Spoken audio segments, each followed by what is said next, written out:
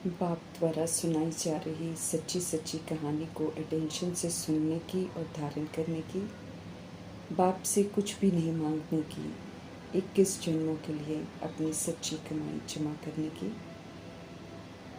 वापस घर चलना है, इसलिए योग बल से शरीर की कशिश को ख़त्म करने की, गर्म इंद्रियों को शीतल बनाने की, इस देह के भान को छोड़ने का पुरुषार्थ करने की, सुप्रीम टीचर की हम आत्माओं के लिए आज की मुरली से शिक्षा। सदा ही उदारचित परमपिता परमात्मा हम आत्माओं को भी आप समान उदारचित बनाते हैं। समझ देते हैं कि हम सभी अपनी सोच बोल कर्म से लौ बना लेते हैं। शुरुआत करते हैं चाहे स्मृति के पाठ की, चाहे विस्मृति के पाठ की, जिसे फिर पीछे आने वाली आत्माएं अर्थात द्वापर युग और कलयुग में आने वाली आत्माएं फॉलो करती हैं। जो हम सब करते हैं वो वाइब्रेशंस के रूप में फैलता है और आत्माएं उसे स्वाभाविक रूप से कैच करती हैं। इस विधि से हम सब एक दूसरे के बंधन में बंध जाते हैं। परमात्मा की श्रेष्ठ मत पर चलकर शुभ भावना, शुभकामना, शुभ संकल्प से हमें खुद को भी बंधनों से लिबरेट करना है और अन्य आत्माओं को भी लिबरेट करना है। समझ देते हैं कि हम सभी आत्माएं आधार मूर्त हैं तो उद्धार मूर्त भी हैं। अपनी जिम्मेवारियों को समझते हुए परमात्म नॉलेज को और परमात्मा से मिली हुई शक्तियों को जीवन में यूज़ कर सेवाओं में लगाकर संपन्न बनना है। फिर एक ही स्थान पर रहते हुए अनेक आत्माओं की सेवा करने के निमित्त बन जाएंगे। समझ देते हैं कि जैसे लाइट हाउस एक ही स्थान पर स्थित होता है, लेकिन प्रकाश को चारों तरफ दूर दूर तक फैलाकर सेवा करता है, ऐसे ही हम सब भी अनेक आत्माओं की सेवा एक स्थान पर रहते हुए भी कर सकते हैं, बशर्ते हम परमात्मा के ज्ञान प्रकाश से फुल हो जाएं, संपूर्ण जागृति में आ जाएं, प्रकाश से संपन्न हो जाएं। नॉलेज पावर भी है तो माइट से भी संपन्न हो जाएं। इसकी अभी बहुत ज़रूरत है।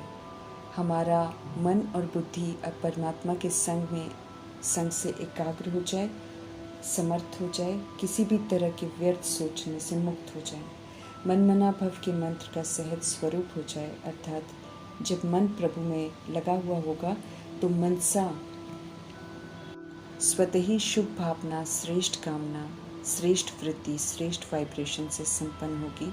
तो एक ही स्थान पर रहते अनेक आत्माओं की सेवा करने वाले बन जाएंगे, अर्थात लाइट माइट से संपन्न आत्मा बन जाएंगे। इसे ही फिर मनसा सेवा कहते हैं, जिसके द्वारा अंत में बहुत फास्ट गति से सेवा होगी। ऐसी सेवा करने के लिए हमें स्वयं को तैयार करना है, शक्तिशाली बनना है। हम सब जो हैं, जैसे हैं, जिसके हैं, जहाँ के हैं, कि सत्य में निराकार परमपिता परमात्मा हम आत्मा को स्थित होने की समझते रहें। इसलिए हर दिन भिन्न भिन्न विधियों से आत्मा का पाठ पक्का कराते हैं, क्योंकि जब हम पक्का निश्चय करेंगे तो अपने स्वधर्म में स्थित होकर यथार्थ पाठ बजाएंगे। अगर पक्का निश्चय नहीं करेंगे तो फिर देह अभिमान से मुक्त नहीं होंगे और तब तक फिर हमसे पाप होते रहेंगे। समझ देते हैं मीठे परमात्मा कि आत्मा समझकर हर कार्य शुरू करो तो परमात्मा पिता याद आएंगे, कोई भी पाप नहीं होगा। 63 जन्मों के पाप भस्म करने है याद से, और नए पापों से बचने के लिए भी याद चाहिए। स्मृति दिला रहे हैं प्रभु कि इस समय के महत्व को और पुरुषार्थ को हल्का नहीं लेना है। अपने को आत्मा समझने की, परमात्मा की संतान हूँ, परम धाम निवासी हूँ, मुझे अब कर्मातीत अवस्था को पाना है। इसके लिए बहुत मेहनत करनी है, अटेंशन रखने की बहुत ज़रूरत है। समझ देते हैं कि कर्मातीत बनने के लिए याद के बल से हमें अपनी कर्म इंद्रियों को वश में करने की मेहनत करनी है। समझ देते हैं कि अभ्यास करेंगे कि मैं निराकार आत्मा, निराकार बाप की संतान हूँ, सभी कर्म इंद्रियाँ निर्विकारी बन जाएं। ये बहुत ज़बरदस्त मेहनत करने की बात है। इसे बिल्कुल हल्का नहीं लेना है। जितना हम सब कर्मातीत अवस्था के समीप आते जाएंगे उतना अंग अंग शीतल भी होते जाएंगे और सुगंधित होते जाएंगे। उनसे विकारी बदबू निकल जाएगी। अति इंद्रिय अर्थात इंद्रियों से परे का सुख अनुभव होता रहेगा। निराकार शिव भगवान के बोल, उनकी शिक्षाएं हमारे प्रति हैं। समझ देते हैं कि हम ब्रह्मा मुख वंशावली ब्राह्मणों की आध्यात्मिक यात्रा का अंतिम लक्ष्य कर्मातीत स्थिति की प्राप्ति है। कर्मातीत का अर्थ है कि सर्व प्रकार के हद के जितने भी स्वभाव संस्कार हैं उससे अतीत अर्थात न्यारे प्यारे हो जाना है। ब्रह्मा बाबा ने 33 वर्षों की निरंतर तपस्या के द्वारा इस स्थिति को प्राप्त किया और अब शिव पिता परमात्मा के समान बन विश्व सेवा का पाठ बजा रहे हैं। बाबा का कर्मातीत बनने का पुरुषार्थ अति सहज रहा। बच्चों से अटूट स्नेह होते हुए भी अंत समय कोई याद नहीं आया। जितने बच्चों के प्यारे थे उतना ही न्यारे होने में एवर रेडी रहे। बुलावा आया और तुरंत गए। न वस्तु न वैभव न व्यक्ति, किसी को सहारा न बनाकर एक ही अविनाशी सहारे के आधार पर कर्मातीत हो गए। हमें भी प्यारे बाबा के पद चिन्हों पर चलकर कर्मातीत स्थिति को अवश्य प्राप्त करना है और प्यारे शिव बाबा के साथी बनकर घर जाने की वापसी यात्रा करनी है। कर्मातीत स्थिति के समीप पहुंची हुई आत्मा बोलचाल में उपराम तथा स्थिति में सदा ऊपर अनुभव होगी। उसे देह और देही की भिन्नता स्पष्ट अनुभव होगी तथा बात करते करते न्यारापन उसे खींचेगा। कर्मातीत स्थिति में बुद्धि में वही संकल्प आएगा जो उचित होगा। कार्य स्वतः होता रहेगा पर कर रहे हैं ये स्मृति नहीं होगी। कार्य या कर्म भोग अपनी तरफ आकर्षित नहीं करेगा। सर्वव्यक्त आकर्षणों से परे, आवाज़ से परे, ये ऐसी शक्तिशाली और न्यारी प्यारी स्थिति है जिसमें सेकंड भर स्थित होने पर उसका प्रभाव सारा दिन विशेष शांति की शक्ति के रूप में अनुभव होता रहेगा। प्यारे शिव बाबा का वरदान है कि ऐसी अवस्था हर एक ब्राह्मण आत्मा की होनी है। मैंपन का दरवाज़ा पूरी तरह बंद हो, कर्म बंधन में बांधने वाली माया इसी दरवाजे से प्रवेश करती है। इस दरवाजे को बंद करने का तरीका है डबल रूप से करावनहार की स्मृति। एक तो बाप करावनहार है और दूसरा मैं आत्मा भी इन कर्म इंद्रियों द्वारा कर्म कराने वाली हूँ। इससे फिर कर्म करते भी उसके अच्छे बुरे प्रभाव से मुक्त रहते हैं। कर्मातीत स्थिति के समीप पहुँचने पर ब्राह्मण आत्मा के भी वर्तमान फरिश्ता रूप और भविष्य के राज्य मर्तबे का साक्षात्कार होता रहेगा। निरंतर अति इंद्रिय सुख की अनुभूति होती रहेगी। जैसे जैसे समय आता जाएगा वैसे वैसे वायुमंडल की हलचल, व्यक्तियों की हलचल, संबंधों की हलचल, आवश्यक साधनों की प्राप्ति की हलचल बढ़ती जाएगी। इन सब के बीच में अचल रहने वाली आत्मा ही कर्मातीत स्थिति को प्राप्त करेगी। इसलिए छोटी छोटी गलतियाँ जो संकल्पों में होती हैं उन पर भी डबल अटेंशन रखना है। इसके लिए निमित्त मात्र कार्य अर्थ लाइट का चोला धारण करना है और फिर से आत्मिक स्वरूप में टिक जाना है। हर एक को सहयोगी बनाने के लिए अपनेपन की भासना करानी है। हदों को जीतने वाला विजयी रत्न बनना है। जैसे प्यारे ब्रह्मा बाबा ने अपने कर्म इंद्रियों को नित्य दरबार लगाई और सब कर्मचारियों के कार्य का निरीक्षण किया। इसमें हमको फॉलो फादर करना है और अपने कर्म इंद्रियों को वश में करना है। कर्मातीत बनने के लिए परमात्म विधियों को अपनाना है। परम धाम में रहने वाले परमात्मा को ही बाबा, उन्हें ही फादर कहते हैं। हमें अपने आप को आत्मा समझना है और पक्का निश्चय भी करना है। वे ही हमारे बाबा हैं, हमारे फादर हैं। जो भी हमें सुनाते हैं उसे मुझ आत्मा को धारण करना है। ज्ञान मुझ आत्मा में आना चाहिए जो फिर आत्मा भाइयों से शेयर भी करना है। आत्मा ही पढ़ती है, सुनती है, धारणा करती है, संस्कार लेकर जाती है। आत्मा को ही कर्मों की लेप छेप लगती है। आत्मा ही शरीर बदलती है। इसलिए अपने को आत्मा पक्का समझना पड़े और देह का अभिमान छोड़ना पड़े।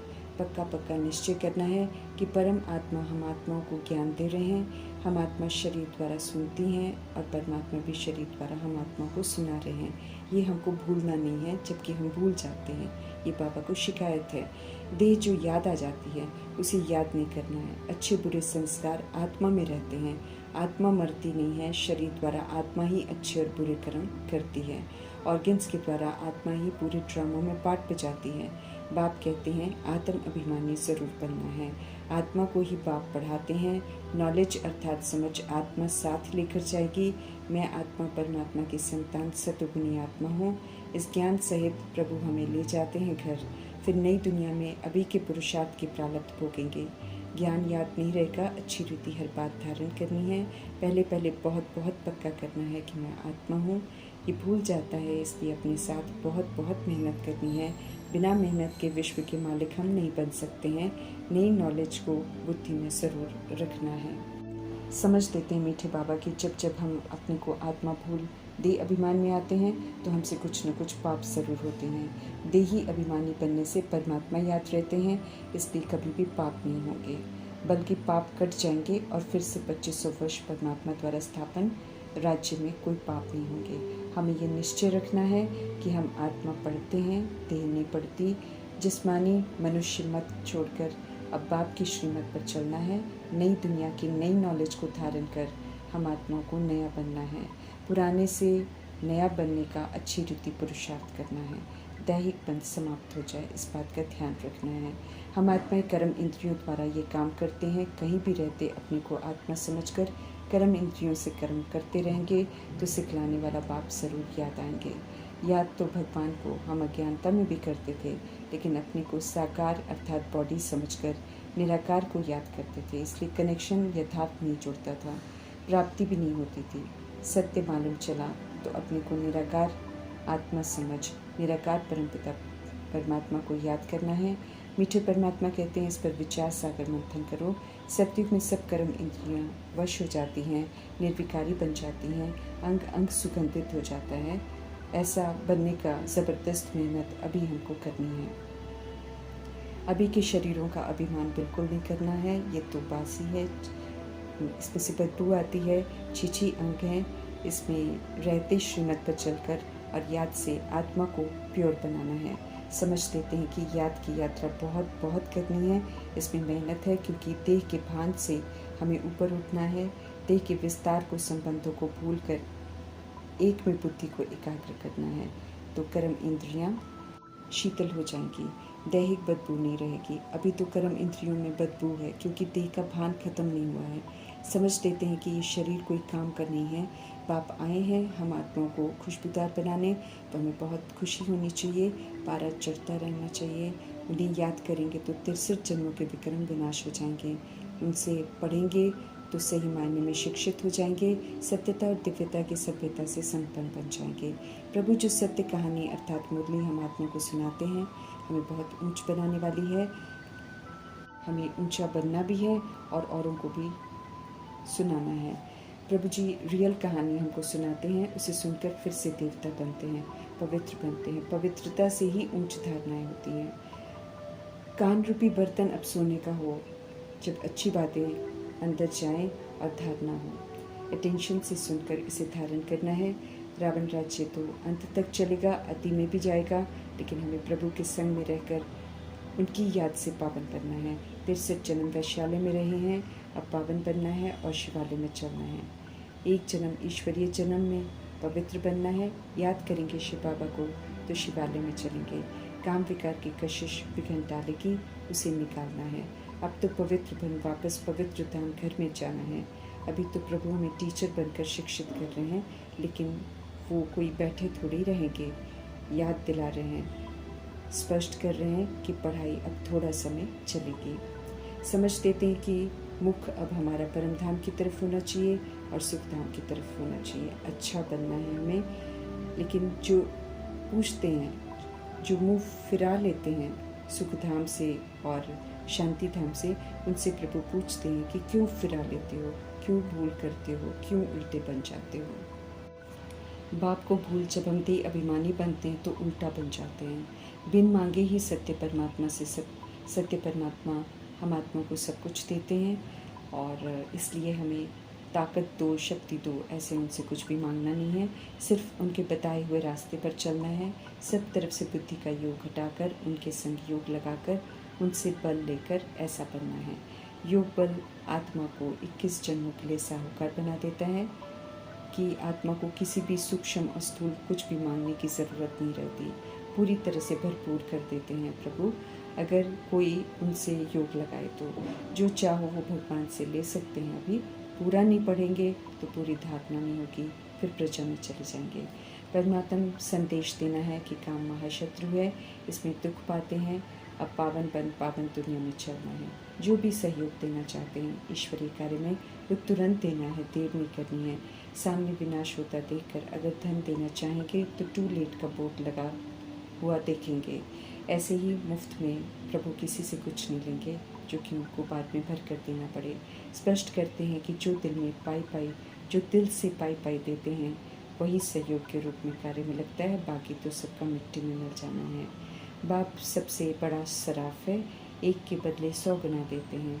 आत्मा रूपी 24 कैरेट सोना अर्थात पवित्र आत्मा में रजोगुनी और तमोगुनी खाद पड़ जाती है, तो मीठे परमात्मा सोनारपन रजोगुनी और तमोगुनी खाद को निकाल कर फिर से शुद्ध पवित्र 24 कैरेट सोना बनना सिखाते हैं।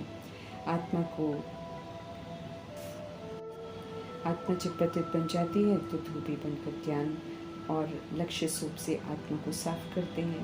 कारीगर बन आत्मा को अलंकारों के श्रृंगार से दर्शनीय मूर्त बनाते हैं, जो स्वयं को प्रभु के हवाले कर देते हैं और उनके अनुसार चलते हैं। वो वैसा बन जाता है जैसे प्रभु चाहते हैं। ऐसे वंडरफुल सराफ, सुनार, धोबी, कारीगर परमपिता परमात्मा का धन्यवाद करते हुए